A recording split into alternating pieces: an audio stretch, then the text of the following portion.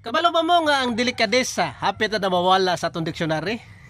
Papulihan na daw kinig practicality. Anyway, kidding aside. Pag mo yung tag delikadesa, mo ning kinaiya or value sa isa ka tao kundiin, kabalo sa mo lugar, kabalo sa mo tan-aw sa usay tama.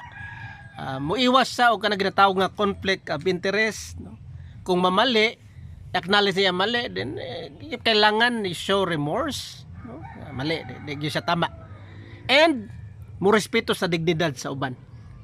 Kini nga values gina-practice kini sa mga man of honor, man of integrity, and man of justice, no? Example, ang ato mga huwes or mga justices.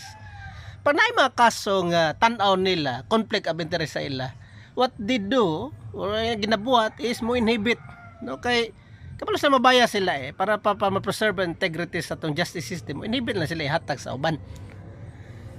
But then, if you are a man of ambition, or let's say man of greed na lang, no?